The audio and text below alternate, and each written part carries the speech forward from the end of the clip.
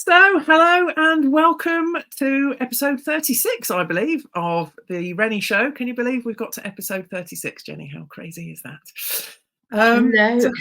Good morning, good afternoon, good evening, wherever you are in the world. We are very pleased to be here.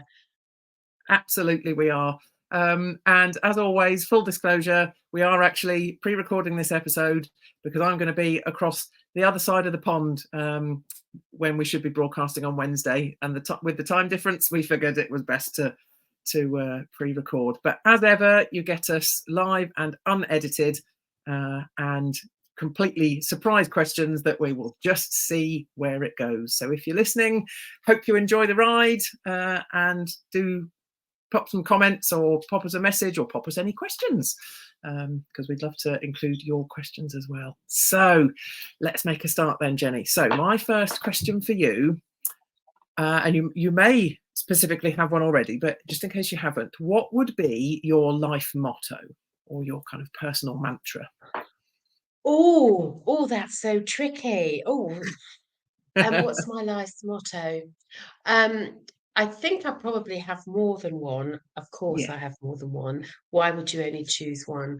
I think my favoritist, if I can only choose one, my favoritist life motto would be live every day as if it were your last. And that potentially that can sound a bit morbid, can't it? But I yeah, think from my perspective, what it means is um, that you absolutely are living in the present yeah, and not putting off things for another day.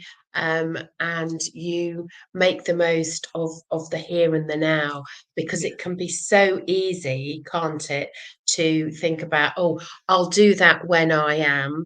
I'll do this tomorrow.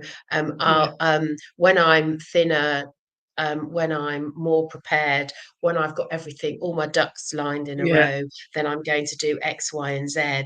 And actually, um, tomorrow's not promised. So make the most of today. And I think when you do that, my experience of that living in the moment yeah. is that actually even the hard days aren't as hard as you think they might be.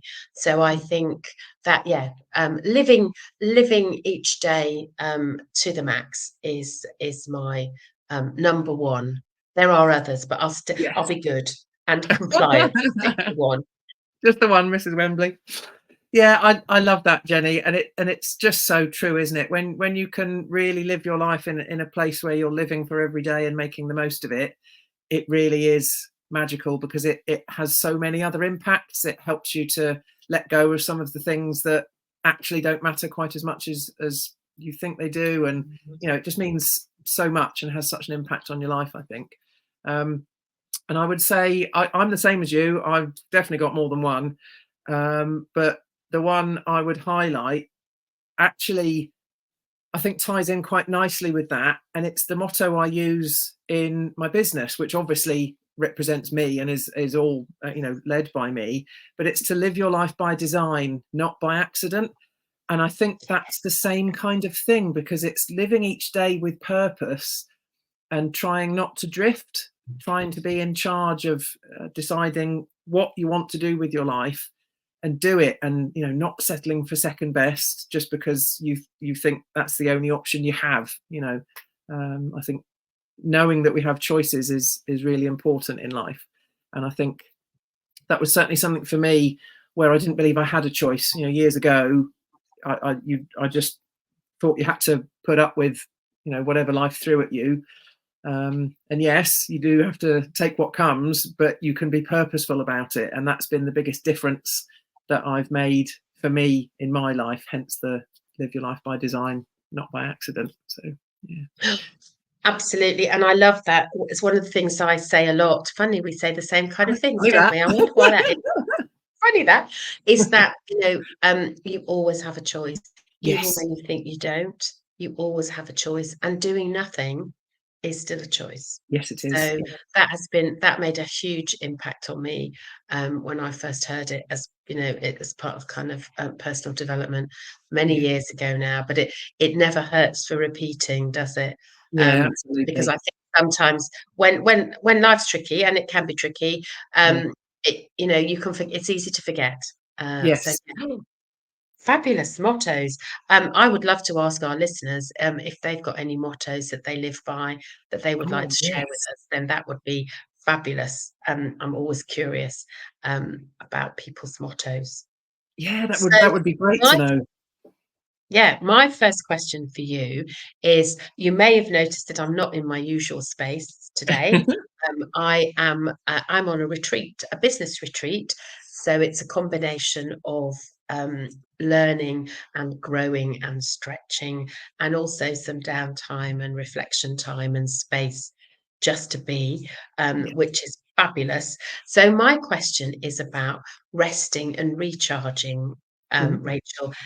What's your favourite way to rest and recharge? Oh, interesting. Okay. Um, the first thing I'll say is that I put my hands up. I probably don't do enough of this. Um, yeah. It's a work in progress, shall we say? But it depends really, because I mean, I suppose if we're talking about real rest, because I think there's a number of ways to recharge that can be more, uh, uplifting and kind of exertion type activities. And the Yeah. one thing I would think of there would be music. Any kind of live music. Oh, that just absolutely recharges the batteries and fills the soul.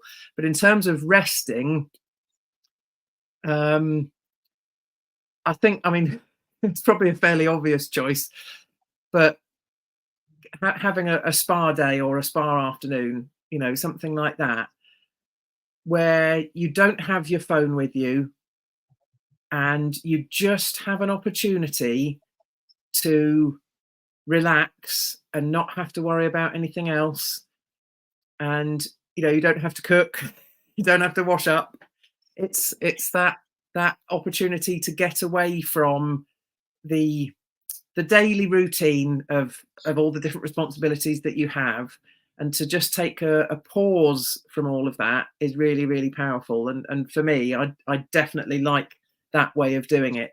My friend and I will periodically, even if it's just for 3 hours in an afternoon, we'll get together and do just that, and have a whale of a time just talking, putting the world to rights. So being in company with that is an important part of it for me. I'm not sure how I'd feel doing it on my own. Maybe I should try it sometime just to see.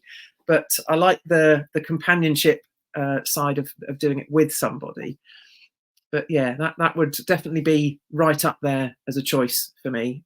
I'm sure there are lots of other ways to achieve the same kind of thing, though. When you think of the themes of what I've said, it's getting rid of the phone, and it's getting away from the normal day-to-day responsibilities. There are lots of ways, I think, of doing that. It doesn't mean you have to pay out for a spa day, but that's, yeah. What about for you? Well, I think one of the things you said is that, and it really resonated with me, is that, um, it's that when you do a lot of caring for other people, Yeah. part of the resting is being cared for. Yes. And I think when your lunch, so for the weekend, I don't have to think about breakfast or lunch or dinner. It's all Yeah. provided for me. I just have to show up at the appropriate place at the appropriate time, so that somebody else, delivering the care that you normally give to others, Yeah. is, I think, is really powerful, and I'm hugely appreciative of it. And I think when it's done well for you, Yeah. it also helps you realise that the impact that that has. So actually, when we do it for others, Yeah. the impact it has on other people. So I think, part of that resting is. Uh, is having somebody give you the care that you give to other people. Yeah. So that's, Definitely. and recharge. I love the fact that you separated them, because we quite often put them together, don't we? And Yeah. there are so many ways that we can recharge, and laughing, Yes. laughing till you cry, um, you know, being with people, Yeah. partying, is a great way to recharge. I think probably as an extrovert, that's a classic extrovert Yeah. recharge. Introverts, all the introverts go, no, Oh no. off me. I'd like some space. And I think one of the things to say is that everybody has their own favorite way of resting and recharging. There's not Yeah. only one way to do it. There are many ways, and it's finding what works for you. And as you brilliantly said at the beginning, is I probably don't do it enough.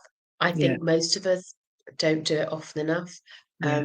because maybe we're too busy living life to Yeah. the full. Yeah. uh, but I think there is that thing about being intentional about, making sure that we rest and recharge, because then we last longer, don't we? Yes, absolutely. And we'd love to know what you all think as well, because, like you've said, there are so many different ways and different ways that work for different people. So we'd love to know if you've got any great tips for how you like to rest and recharge, or both. Then let us know. So, next question for you, then, Jenny. Um, a slightly more trivial one, you might say, although it could have deeper connotations. But are you more likely to be early or late? Well, um, I like to be early. So, I have been on many planes and trains in my life. I think I've only ever missed one, and that was because there was a road traffic accident, the road was closed, so Yeah, it wasn't within my power to be anything else. I like to be early. I like to be on time always. However, I am guilty of trying to fit in too much. So what I'll do is if I'm on the way to somewhere, I'll think, oh, on my way, I can just do X, Y, or Z. So I yeah, put a few extra things in, which sometimes means that I am later than I am intended to be. And I'm incredibly mindful of that. And I try really hard not to. yeah, So it always surprises me if a friend says to me, "Oh, you're always late." I was like, "No, I'm not." Um, it might only be a few minutes, but it's usually because I have tried to fit something else in yeah, on my way to do something. And sometimes my plans go brilliantly, and sometimes they don't. So that's not a very clear answer to your question. So I think I like to always be early. I think I'm most likely to be on time, and occasionally, I'm late. yeah. It is actually potentially quite a complicated question. You know, for some people, it's very clear cut. You know, they'll get everywhere 15 minutes early, and that's just how they are. You know, um, and I'm not like that. You know, you'd think with my RAF background, you know, I mean, I can remember on initial training, if you had to meet somewhere at 11, you'd all be there for 10:45, because everyone that was kind of in charge or whatever, they'd add 5 minutes, and then someone else would say, no, no, 5 minutes before, you know, and so you just got everywhere 15 minutes early, because that's just how it was. Because if you were late, that was just not acceptable in any way, and you'd be punished accordingly.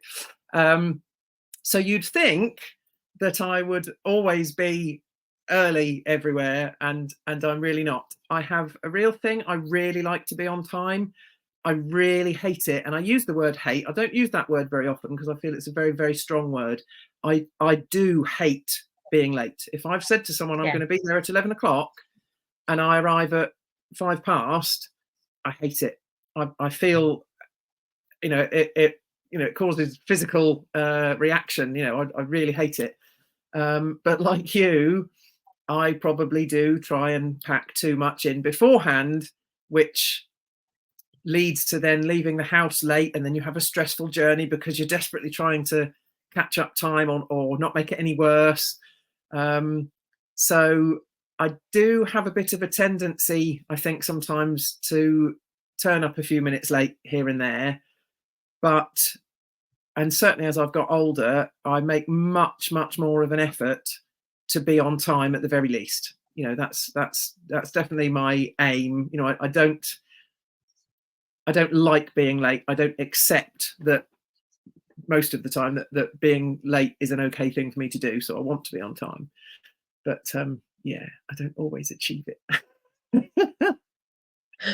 You know, work in progress. Honesty. So my second question for you, as ever, is slightly random. Okay. Um, um, so my question is, are you somebody who loves or doesn't love surprises? Oh, And if you love them, what was your best surprise ever? oh. Now that's an interesting one because I've never really thought about whether I love surprises or not. But I have had a couple of really amazing surprises, you know, arranged for me in my life, which have just been overwhelmingly wonderful. And when something is so unexpected, the kind of the love that it generates, I suppose, is just magical. So the two occasions is when I was pregnant with our youngest, and I was thrown a baby shower that I knew absolutely nothing about. You know, I to the point where I was dressed way down. You know, I was not in anything remotely that I would go out to a baby shower in, and so I felt a bit underdressed at my own baby shower. But that's how good the surprise had been because I had no idea. You know, and there was people that had travelled from all sorts of places to be there, which was just so heartwarming. It's just wonderful. And then the same again for my 40th birthday. Darren had thrown a surprise party in cahoots with my brother. I think had between the two of them, they'd done most of the legwork. And again, I thought we were just going for a family meal. And I thought it was lovely that we were going back to the place where we'd had our wedding reception. You know, how nice, that's really lovely.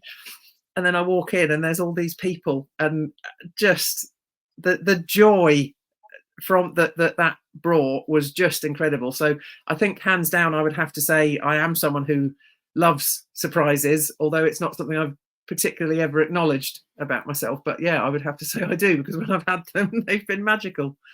So yeah. What about for you? I love I have planned a few surprises that I think Yes, they're quite likewise. stressful. Yes, They're quite stressful in the planning.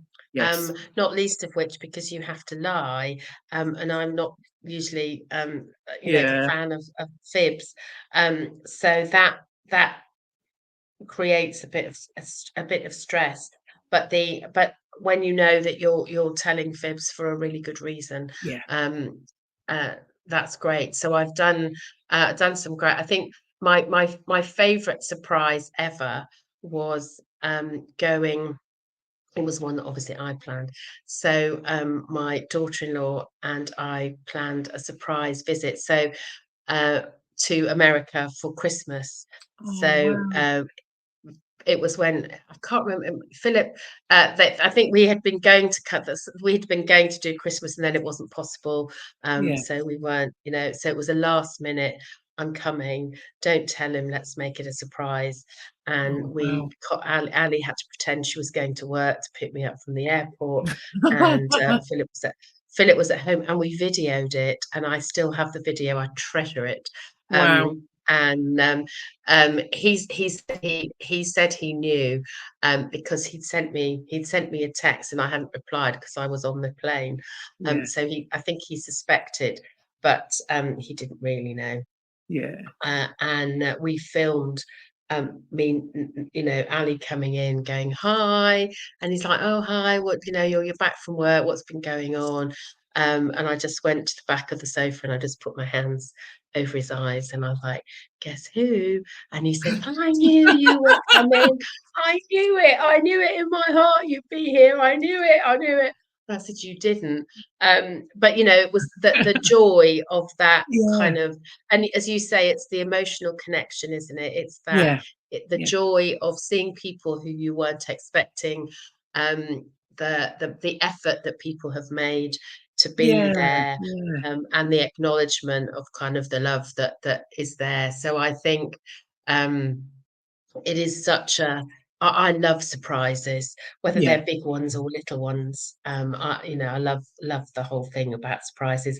But I know that there are many people who go, oh, don't give me a surprise. I'd hate that. I need to know. I hate it. No, I don't like Yeah. a surprise at all. So again, so I was curious as to whether you are a lover of surprises or not. Oh, definitely a lover. Definitely a lover. Yeah, I think they're fantastic. In fact, the weekend just gone, we surprised my brother for his 50th birthday. He had no idea. And it was just, yeah, it was brilliant. It was so much fun. And just seeing his face was, yeah, worth every moment of the planning and the lying. At least you can admit why you lied, so they know it's not a Yes, not exactly. a So not a then it's all habit. good. Those are okay Yeah, lies. Yeah, we can live with that. yeah, Yeah. exactly.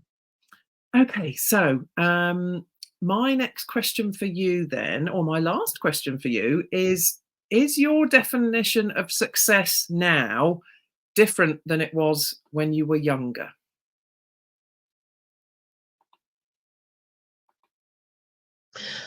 I think I'd have to say yes. And the reason I would say yes is because when I was younger, I don't think I really thought about success. I Mm, think I don't remember thinking specifically and defining what success looked like. yeah, What I know is that I was very proud of the fact that I had never had a job that I didn't love. yeah, And so for me, although I didn't define it, I think success meant loving what you do, yeah, and so loving what you do is a big thing. So on that level, actually, no, that hasn't changed, because yeah, I think but what I think it's become over the years is more important and more intentional. yeah, So I am much more intentional and choosy, that's that word yeah. again, um, Good luck. um, about doing things and um, living in a way that makes me happy. Yeah, And so I said no, but actually, when I said no, or yes, it was different. I think it's because I didn't define it when I was young. yeah, I didn't really think about it. It was only later on um, that I really defined what success meant. So I think it's in the definition of it and being more aware of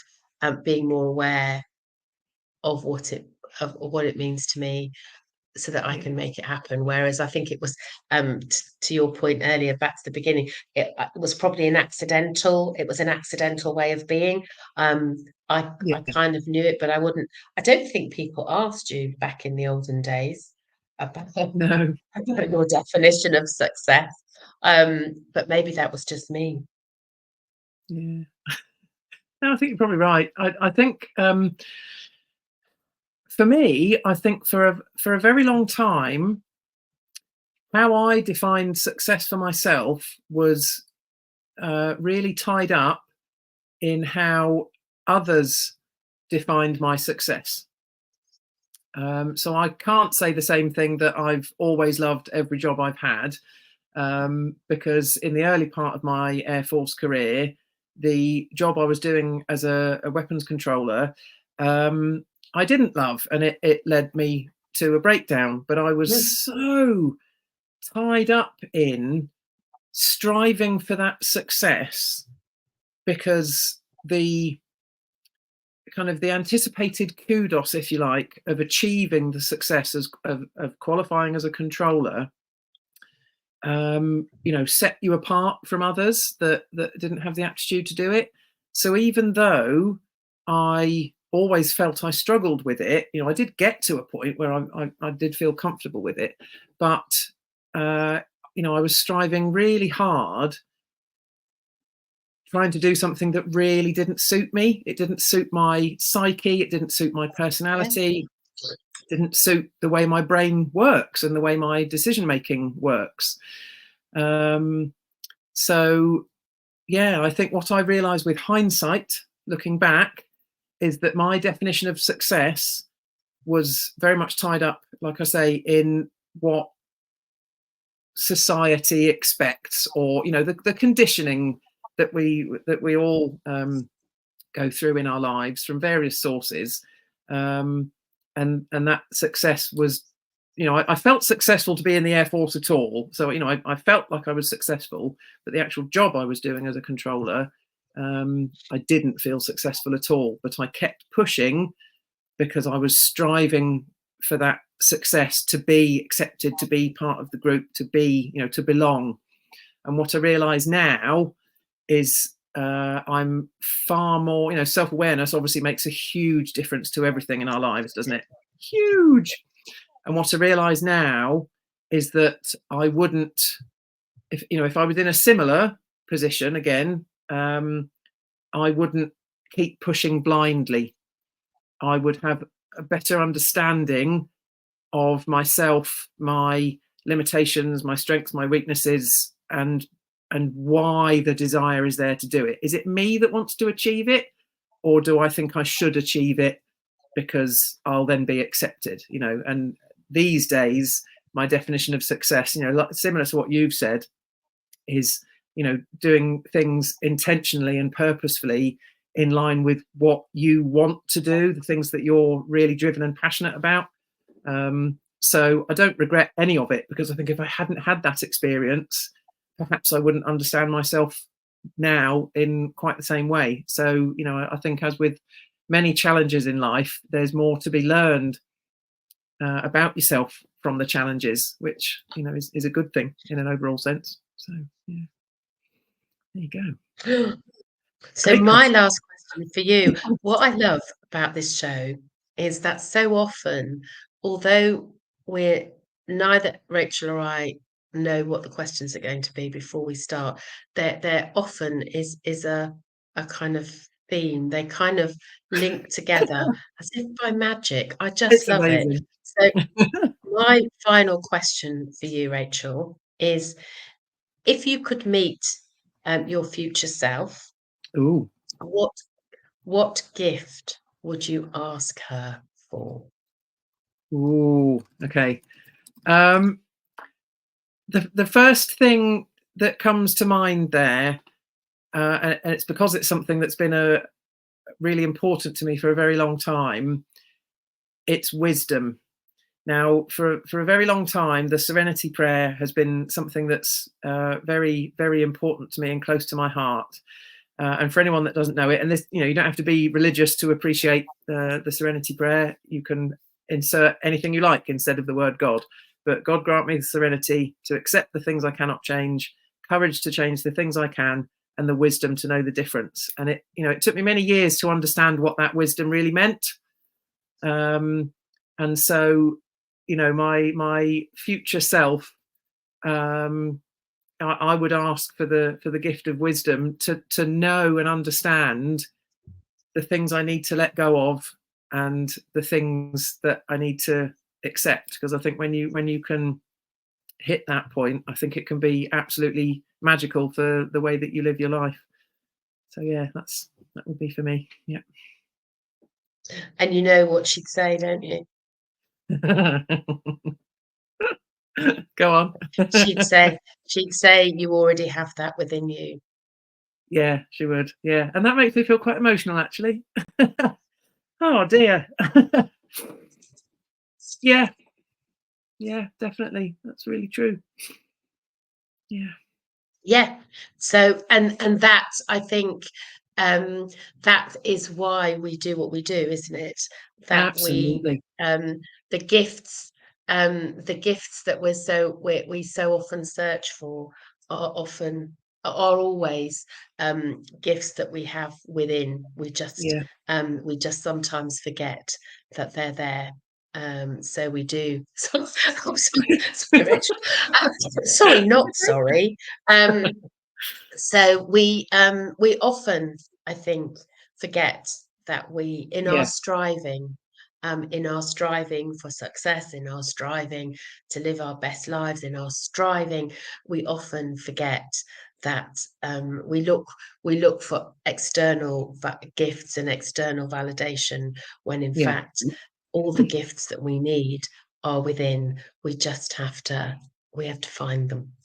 Yeah, absolutely. And maybe those occasions of, resting and recharging, time to reflect on what those are and what it looks like. We perhaps maybe we all need to just spend a bit more time doing that, and reflecting on the wisdom we already know is in there. We just need to pull it out.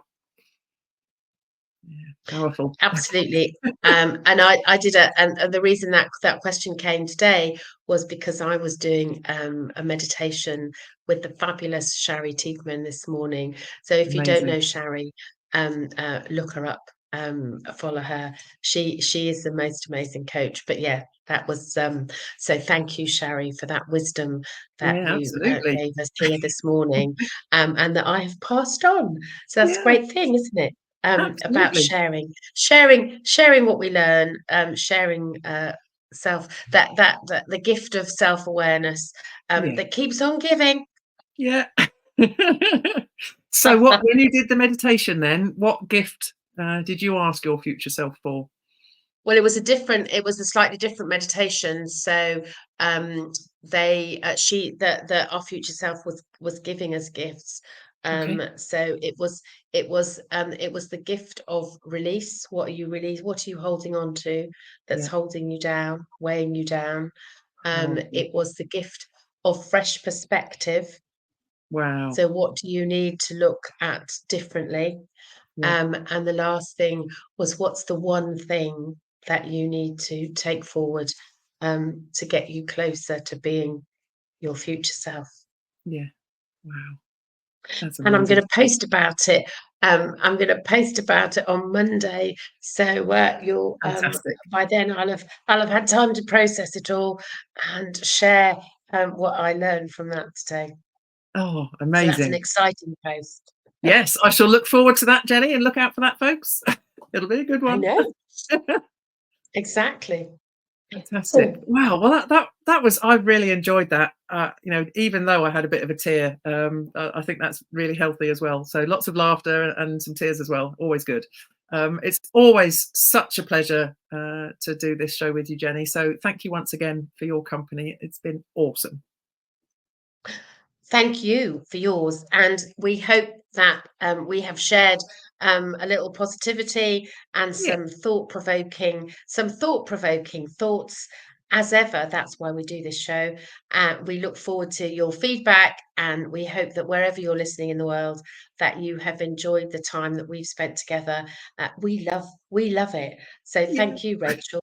Those questions, they made me think, Yeah. which I love. Likewise. So thank you. And we look forward to seeing you in a couple of weeks' time. So until then, uh, please be inspiring and brilliant, and we'll see you next time. Absolutely. Looking forward to it. See you soon, folks. Bye. Bye.